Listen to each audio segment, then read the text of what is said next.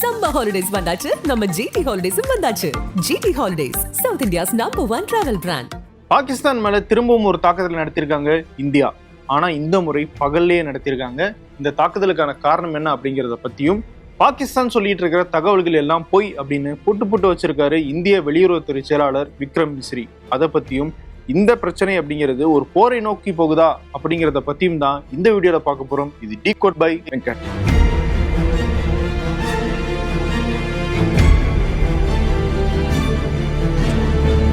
மே 7, 2025 அதிகாலை 1 மணி அளவுல பாகிஸ்தான்ல இருக்கிற 9 இடங்கள்ல தீவிரவாத முகாம்களை குறி வச்சு இந்திய விமானப்படை தாக்குதல் நடத்தினாங்க.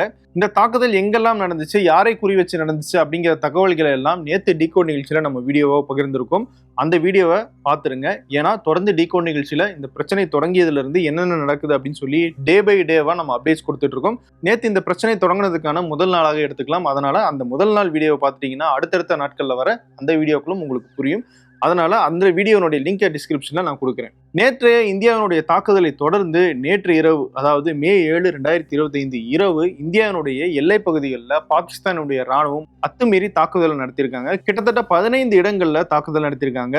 எப்படி அப்படின்னா மோர்டார்ஸ் அண்ட் ஷெல்ஸ்ன்னு சொல்லுவாங்க. அதாவது தோல்ல வச்சு ஏவுகணை மூலமாக ஏவுற அந்த வெடிகுண்டுகள் மூலமாக தாக்குதல் நடத்தியிருக்காங்க. துப்பாக்கி சூடு நடத்தியிருக்காங்க. அது போக ட்ரோன்கள் மூலமாகவும் தாக்குதல் நடத்திருக்காங்கன்னு இந்திய ராணுவம் சொல்லியிருக்கு.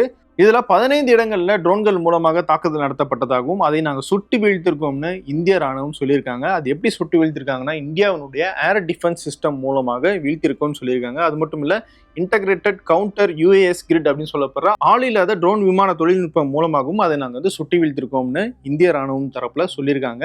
இப்போ அந்த சுட்டு வீழ்த்தப்பட்ட அந்த ட்ரோன்களினுடைய மிச்சம் மீதி இருக்கு இல்லையா, அதை சேகரிக்கிற பணியில இந்திய ராணுவம் ஈடுபட்டிருக்காங்க. ஏற்கனவே நிறைய கிடைச்சிருக்கிறதாகவும் இதை நாங்க ஒரு ஆதாரமாக பிரசன்ட் பண்ணுவோம் அப்படின்றதும் இந்திய ராணுவம் தரப்புல சொல்லப்பட்டிருக்கு. பாகிஸ்தானுடைய இந்த அத்துமீறிய தாக்குதல்ல இந்திய மக்கள் 16 பேர் கொல்லப்பட்டிருக்கிறதாக இந்தியா தரப்புல சொல்லப்பட்டிருக்கு. அதுல 3 பெண்கள் 5 குழந்தைகளும் அடங்குறாங்க. குறிப்பா ஜம்மு காஷ்மீரினுடைய ரஜோரி, பூஞ்ச் உட்பட பஞ்சாப் வரைக்கும் இருக்கிற 15 இடங்கள்ல அந்த தாக்குதல் நடந்திருக்கு. அங்கெல்லாம் வந்து மக்கள் கொஞ்சம் பீதியிலே இருக்காங்க. ஏன்னா அவ்வளவு தூரம் இடைவிடாம தாக்குதல் நடந்துகிட்டே இருக்குன்னு சொல்றாங்க. இந்தியா தரப்புல இருந்தும் அதுக்கு கவுண்டர் அட்டாக்கும் நடந்துகிட்டு இருக்கு. அதனால மக்கள் அந்த எல்லையோர கிராமங்கள்ல இருந்து வெளியேறி நகர்ப்புறங்களை நோக்கி பாதுகாப்பான இடங்களுக்கு வர ஆரம்பிச்சிருக்காங்க. சிலர் அங்க இருக்கிற அண்டர் கிரவுண்ட் பங்கர்ஸ்ல வந்து பதுங்க ஆரம்பிச்சிருக்காங்க. பகல்காம்ல பயங்கரவாதிகள் 26 சுற்றுலா பயணிகளை கொன்னாங்க. அவங்க மட்டும் இந்தியர்கள் கிடையாது. இன்னைக்கு இறந்திருக்கிற 16 பேரும் இந்தியர்கள் தான். அப்படிங்கிறதுனால இந்திய ராணுவம் இதுக்கு பதிலடியாக திரும்பவும் பாகிஸ்தான் மேல ஒரு தாக்குதலை நடத்தியிருக்கு. ட்ரோன்கள் மூலமாக பாகிஸ்தானுடைய ஏர் டிஃபென்ஸ் சிஸ்டம், அதாவது வான்வெளி பாதுகாப்பு சிஸ்டத்தினுடைய ரேடார்களையும் அந்த தொழில்நுட்பத்தையும் தாக்குறதுக்காக இன்னைக்கு ஒரு அட்டாக் நடத்தினாங்க. அதுல லாகூர்ல இருக்கிற ஏர் டிஃபென்ஸ் சிஸ்டத்தை வந்து தாக்கி அழிச்சிருக்கிறதாக இந்தியா தரப்புல சொல்லப்பட்டிருக்கு. குறிப்பா HQ-9 அப்படிங்கிற அந்த ஏர் டிஃபென்ஸ் சிஸ்டம். இந்த சிஸ்டம் எப்படி ஒர்க் ஆகும்னா, ஒரு ஏவுகணை தங்கள் நோக்கி வருதுன்னா அதை 125 கிலோமீட்டர் அளவுக்கு பாஞ்சு தடுக்கிறதுக்கான திறன் இந்த ஏர் டிஃபென்ஸ் சிஸ்டத்துக்கு இருக்கும். அப்படிப்பட்ட ஒரு ஏர் டிஃபென்ஸ் சிஸ்டத்தை தான் இந்தியா அழிச்சிருக்காங்க. இஸ்ரேலினுடைய ஏர் டிஃபென்ஸ் சிஸ்டம் தான் உலகத்திலே ரொம்ப சிறந்தது அப்படின்னு சொல்லுவாங்க. அதை வந்து அயர்ன் டோம் சொல்லுவாங்க. அது எப்படி ஒர்க் ஆகும்னா, ஒரு ஏவுகணை வருதுன்னா அதை நோக்கி சின்ன சின்ன குண்டுகளை வந்து தெரிக்க விடும். அதை நோக்கி ஒரு ஏவுகணை போகும். அதுல இருந்து சின்ன குண்டுகள் செதறி வர ஏவுகணை மேல விழுகும். எப்பயுமே ஒரு ஏவுகணையினுடைய அந்த ஃப்ரண்ட் லோட் அப்படிங்கிறது அதனுடைய நுனியில தான் இருக்கும். அதை ஆக்டிவேட் பண்ணிட்டோம்னா அதை வான்லேயே வெடிக்க வச்சிடலாம். ஸோ இந்த சின்ன குண்டுகள் எல்லாம் அதை வான்லேயே வெடிக்க வச்சிடும். அதுதான் இந்த அயர்ன் டோமினுடைய செயல்பாடு. அந்த அளவுக்கு சிறந்த சிஸ்டம் பாகிஸ்தான் கிட்ட இல்லை அப்படின்னாலும் இப்போ அவங்க வச்சிருக்கிற அந்த HQ-9 அப்படிங்கிறது சைனாவினுடைய ஒரு ஏர் டிஃபென்ஸ் சிஸ்டம். அவங்க கிட்ட இருந்து வாங்கி பாகிஸ்தானுக்கு ஏற்ற மாதிரி அதை வந்து மறுவடிவமைப்பு செஞ்சிருக்காங்க. அப்படிப்பட்ட ஒரு வான் பாதுகாப்பு சிஸ்டத்தை தான் இந்தியா அழிச்சிருக்கிறதாக தகவல் வந்திருக்கு. இன்னைக்கு காலையில லாகூர்ல விமான நிலையத்துக்கு பக்கத்துல ஒரு பலத்த சத்தம் கேட்டதாக தகவல் வந்துச்சு. அதை தொடர்ந்து தான் இந்தியா அந்த ஏர் டிஃபென்ஸ் சிஸ்டத்தை அழிச்சிருக்கிறதாக தகவல் வெளியிட்டிருக்காங்க. சரி, இப்ப பாகிஸ்தான் தரப்புல வர அபிஷியல் தகவல்கள் என்ன அப்படிங்கிறத பார்த்துடலாம். பாகிஸ்தானுடைய முப்படைகளுக்கு முழு அதிகாரம் கொடுத்திருக்காரு பிரதமர் ஷெபாஸ் ஷெரீப். அது மட்டும் இல்ல, பாகிஸ்தான் மண்ணில் சிந்தப்பட்ட ஒவ்வொரு துளி ரத்தத்துக்கும் பழி வாங்கப்படும் அப்படிங்கிறதையும் ஷெபாஸ் ஷெரீப் வெளிப்படையாக பேசியிருக்காரு. இதுவரைக்கும் இந்தியா நடத்தின தாக்குதல்ல 31 பொதுமக்கள் கொல்லப்பட்டிருக்கிறதாக பாகிஸ்தான் தரப்புல சொல்லப்பட்டிருக்கு.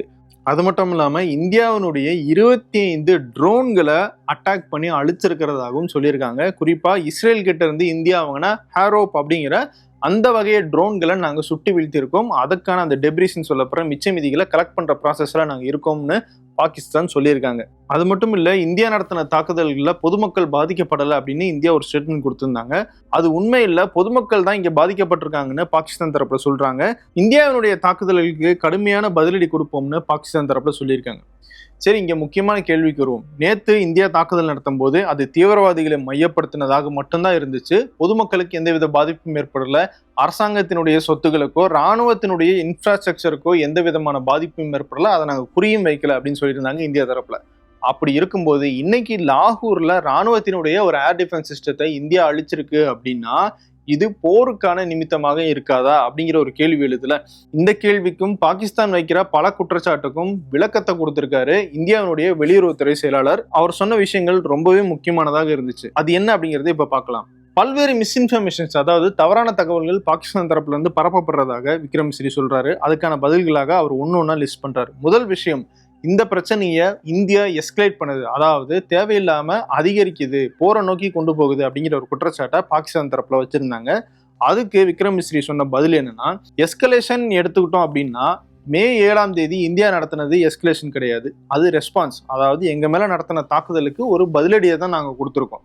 ஆனால் முதல் தாக்குதலை யார் தொடங்குனது அப்படின்னு பார்த்தோம்னா ஏப்ரல் 22ஆம் தேதி பஹல்காம்ல நடந்த அந்த பயங்கரவாத தாக்குதல் தான் முதல் எஸ்கலேஷன். அதுக்கு சப்போர்ட் பண்ணது பாகிஸ்தான் தான். அதனால நாங்க பண்ணது ரெஸ்பான்ஸ் தானே தவிர பாகிஸ்தான் தான் முதல் அட்டாக்கை பண்ணியிருக்காங்க. இப்போ இன்னைக்கு பண்ணியிருக்கிறது பாகிஸ்தான் 2வது முறையாக இந்த பிரச்சனையை எஸ்கலேட் பண்ணியிருக்காங்க அப்படின்னு சொல்லியிருக்காரு விக்ரம் மிஸ்ரி. இன்னொன்னு, சர்வதேச அளவுல ஒரு இணைந்த ஒரு இம்பார்ஷியல் குழுவை உருவாக்கி அதன் மூலமாக இதை விசாரிக்கலாமே அப்படிங்கிற குரல்கள்லாம் வருது. ஆனா உங்களுக்கு பாகிஸ்தானுடைய ட்ராக் ரெக்கார்டு என்ன அப்படிங்கிறது நல்லாவே தெரியும். நம்ம 2008 தாக்குதலா இருந்தாலும் சரி, பத்தான்கோட் புல்வாமா தாக்குதலா இருந்தாலும் சரி, பல்வேறு தாக்குதல்கள்ல நம்ம பாகிஸ்தானுக்கு பல்வேறு ஆதாரங்களை சமர்ப்பிச்சிருக்கோம். பாகிஸ்தான்ல செயல்படுற தீவிரவாத அமைப்புகள் தான் இந்தியாவில் தாக்குதல் நடத்திருக்குன்னு. ஆனா அந்த ஆதாரங்களை எல்லாம் வாங்கி வச்சுக்கிட்டு அந்த ஆதாரங்களை வச்சு அந்த தீவிரவாதிகளை எப்படி தப்பிக்க வைக்கிறது அப்படிங்கிற செயலில் மட்டும்தான் பாகிஸ்தான் ஈடுபட்டிருக்கே தவிர இதுவரைக்கும் ஒரு கான்கிரீட்டான நடவடிக்கை கூட இந்த தீவிரவாதிகளுக்கு எதிராக எடுத்தது கிடையாது. அப்படி இருக்கும்போது அவங்களோட சேர்ந்து நாங்க இந்த விசாரணை நடத்தணும் அப்படிங்கிறதுல எந்த விதமான நியாயமும் இல்லை அப்படின்னு சொல்றாரு விக்ரம் மிஸ்ரி. இந்தியா நடத்தின தாக்குதல்ல பாகிஸ்தான்ல அப்பாவி பொதுமக்கள் கொல்லப்பட்டிருக்கிறதாக பாகிஸ்தானுடைய ராணுவம் சொல்லுது. அதுக்கு விக்ரம் மிஸ்ரியோட பதில் என்னன்னா, நாங்க மிக துல்லியமாக தேர்ந்தெடுத்த தீவிரவாத முகாம்களை மட்டும்தான் தாக்குதல் நடத்தியிருக்கோம். அங்க இருக்கிறவங்க எல்லாம் கண்டிப்பா தீவிரவாதிகள் தான். அதனால இது பொதுமக்களை குறி வச்ச தாக்குதல் கிடையாது, அதுல பொதுமக்கள் இறக்கவும் கிடையாது. மாறா பாகிஸ்தான்ல ஒரு முக்கியமான இறுதி சடங்கு நடந்திருக்கு. அதுல இந்தியாவினுடைய தாக்குதல்ல கொல்லப்பட்ட தீவிரவாதிகளுக்கு இறுதி சடங்கு நடத்தியிருக்காங்க. அதை நடத்தினது ஹஃபீஸ் அப்துல் ராஃப் அப்படிங்கிற தீவிரவாதி. அந்த கொல்லப்பட்ட தீவிரவாதிகளுக்கு பாகிஸ்தானுடைய கொடியை போர்த்தி மரியாதை செலுத்தியிருக்காங்க. அந்த போட்டோவும் எடுத்து காட்டுறாரு விக்ரம் மிஸ்ரி. அந்த இறுதிச் சடங்குல பாகிஸ்தானுடைய பாதுகாப்பு படையை சேர்ந்த முக்கியமான அதிகாரிகள் எல்லாம் யூனிஃபார்மோட போய் நிக்கிறாங்க. இந்த போட்டோ ஒன்னே போதும் பாகிஸ்தானுடைய ஸ்டேட்மெண்ட்ல எந்த உண்மையும் இல்லை அப்படிங்கிறத நமக்கு விளக்குறதுக்கு அப்படின்னு சொல்றாரு விக்ரம் மிஸ்ரி. மசூதிகள்ல தாக்குதல் நடத்தினதாக பாகிஸ்தான் தரப்புல சொல்லியிருந்தாங்க. அதுக்கு விக்ரம் மிஸ்ரி என்ன சொல்றாருன்னா, அப்படி எந்த தாக்குதலும் நாங்க நடத்தல. பாகிஸ்தான் சில இடங்கள்ல மசூதிகளை பயன்படுத்தி தீவிரவாதிகளை உருவாக்குறதாகவும் அங்கேயே அவங்களுக்கு பயிற்சியும் போதனைகளையும் செய்யறதாகவும் எங்களுக்கு தகவல் இருக்கு. அந்த அடிப்படையில தான் நாங்க தாக்குதல் நடத்தியிருக்கோம். அதனால எந்த விதமான மத இடங்களை நாங்க குறிவைக்கல. எங்களுடைய இலக்கு தீவிரவாதிகள் மட்டும்தான். பாகிஸ்தான் இப்படி சொல்றாங்க, ஆனா அவங்க இந்தியாவில் பூஞ்ச் பகுதிகளை குருத்வாரா மேல தாக்குதல் நடத்தியிருக்காங்க. அதுல 3 இந்தியர்கள் 3 சீக்கியர்கள் கொல்லப்பட்டிருக்காங்க அப்படிங்கிற தகவலை விக்ரம் மிஸ்ரி சொல்லியிருக்காரு. மதம் சார்ந்து இந்த பிரச்சனையை பாகிஸ்தான் கொண்டு போக பாக்குறாங்க. பஹல்காம்ல நடந்த அந்த தாக்குதல் அப்பவுமே ஒரு மதம் சார்ந்த பிளவை ஏற்படுத்துறதுக்கான தாக்குதலாக தான் அந்த பயங்கரவாதிகள் நடத்தியிருந்தாங்க. ஆனா இந்தியாவும் இந்திய மக்களும் அதை முறியடிச்சிருக்காங்க. அதனால இந்த இடத்துல நீங்க மதம் சார்ந்த பிளவையோ இல்ல மதம் சார்ந்த பிரச்சனையோ கொண்டு வர நினைச்சீங்கன்னா அதுக்கு இந்தியா ஒருபோதும் அனுமதிக்காதுன்னு விக்ரம் மிஸ்ரி சொல்லியிருக்காரு. அதே மாதிரி பாகிஸ்தான் நாங்க இந்தியாவினுடைய தாக்குதலுக்கு ரெஸ்பாண்ட் பண்றோம் அப்படின்னு சொல்றாங்க. அது தவறான வார்த்தை. நாங்க தான் ரெஸ்பாண்ட் பண்றோம். ஏன்னா எங்க மேலதான் முதல்ல தாக்குதல் நடத்தப்பட்டுச்சு. பாகிஸ்தான் எஸ்கலேட் தான் பண்றாங்க. எங்களுக்கு எஸ்கலேட் பண்ணணும், அதாவது போருக்கு கொண்டு போகணும், பிரச்சனையை பெரிதாக்கணும் அப்படிங்கிற எண்ணம் எங்களுக்கு கிடையாது. இங்க மேலே ஒரு தாக்குதல் நடத்தப்பட்டுச்சுன்னா அதுக்கு பதில் தாக்குதல் நடத்துவோம் அப்படிங்கிறதோட நாங்க ஸ்டெடியா நிக்கிறோம் அப்படின்னு சொல்றாரு விக்ரம் மிஸ்ரி. அடுத்து பாகிஸ்தான் தரப்புல முக்கியமா சொல்லப்பட்ட தகவல் என்னன்னா, நீலம் ஜலம் அப்படிங்கிற அந்த நதிகள்ல இருக்கிற முக்கியமான ஹைட்ரோ எலக்ட்ரிக் பவர் பிளான்ட் டேமை இந்தியா குறி வச்சு தாக்குதல் நடத்தினாங்க அப்படிங்கிற தகவல் தான். அது முற்றிலும் பொய்ன்னு சொல்லியிருக்காரு விக்ரம் மிஸ்ரி. அப்படிப்பட்ட ஒரு பொய்யை பரப்புறதன் மூலமாக அதை காரணமாக காட்டி இந்தியாவினுடைய இந்த மாதிரியான உட்கட்டமைப்பு வசதிகள்ல பாகிஸ்தான் தாக்கணும்னு நினைச்சாங்கன்னா அதுக்கான பின்விளைவுகளை பாகிஸ்தான் சந்திக்க நேரிடும் அப்படிங்கிற ஒரு எச்சரிக்கையையும் அவர் கொடுத்திருக்காரு. அடுத்தது இந்த இண்டஸ் வாட்டர் ட்ரீட்டி அதையே இந்தியா நிறுத்தி வச்சிருக்கு அப்படிங்கிற கேள்வி பாகிஸ்தான் தரப்புலையும் சரி சர்வதேச அளவிலும் கேட்கப்படுது. அதுக்கான பதிலை நாங்க இங்க கொடுக்குறோம் சொல்றாரு விக்ரம் மிஸ்ரி. அவர் சொல்றது என்னன்னா, இந்த ஒப்பந்தம் போட்டு 60 ஆண்டுகளுக்கு மேல ஆகுது, இந்தியா அதை ரொம்ப தீவிரமா கடைபிடிச்சிருக்கு, எந்த காலத்திலையும் அதை மீறல. ஆனா பாகிஸ்தான் அதை தொடர்ந்து மீறிக்கிட்டே இருக்காங்க. 60 ஆண்டுகளுக்கு முன்னாடி இந்த ஒப்பந்தம் போடப்பட்டுச்சு.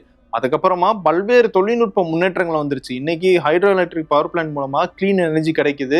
அந்த இடத்துல பூகோள ரீதியாக மாற்றங்கள் நடந்திருக்கு, கிளைமேட் சேஞ்ச் வந்திருக்கு. அதுக்கேற்ற மாதிரி நம்ம இந்த ஒப்பந்தத்தை மறு ஆய்வு செய்யணும்னு கடந்த 1.5 ஆண்டுகளாக நாங்க பாகிஸ்தான்கிட்ட கேட்டுக்கிட்டே இருக்கோம். ஆனா பாகிஸ்தான் அதுக்கு செவி கொடுக்கவே இல்லை. அது எப்படியாவது தட்டி கழிக்கணும்னு தான் பார்த்துக்கிட்டே இருக்காங்க. இந்த ஒப்பந்தத்தினுடைய அடிப்படையே நட்பின் அடிப்படையில, இரு நாடுகளுடைய நலனின் அடிப்படையில தான் போடப்பட்டுச்சுன்னு அதுலயே சொல்லியிருப்பாங்க. அந்த நட்பின் அடிப்படையில அந்த இரு நாடுகளுடைய நலனுக்கு எதிராக தான் பாகிஸ்தான் செயல்பட்டு இருக்காங்க. இந்த ஒப்பந்தத்தினுடைய மறு ஆய்வுக்கு உட்படாம இருக்கிறது. அதனால அதுவே ஒரு வயலேஷன் அப்படிங்கிறதுனாலதான் நாங்க இந்த ஒப்பந்தத்தை நிறுத்தி வச்சிருக்கோம். பாகிஸ்தான் எப்போ அந்த மறு ஆய்வுக்கு ஓகே சொல்றாங்களோ அப்ப நாங்க அதை திரும்பி கையில் எடுக்கிறதுக்கான யோசனையில இறங்குவோம்னு சொல்றாரு விக்ரம் மிஸ்ரி. அடுத்ததாக இந்தியாவுடைய 5 ஜெட் விமானங்களை பாகிஸ்தான் தாக்கி அழிச்சிருக்காங்க அப்படின்னு சொல்லி பாகிஸ்தானுடைய ராணுவமும் ஒரு தகவலை கொடுத்திருந்தாங்க. அது குறித்து CNN-க்கு பாகிஸ்தானுடைய பாதுகாப்புத்துறை அமைச்சர் ख्वाजा ஆசிஃப் ஒரு பேட்டி கொடுத்திருந்தாரு. அப்போ அந்த நெறியாளர் கேட்கிறாங்க, அந்த 5 விமானங்கள் நீங்க சுட்டுக் கொண்டதான் சொன்னீங்களே, அதுக்கான ஆதாரம் என்ன இருக்கு?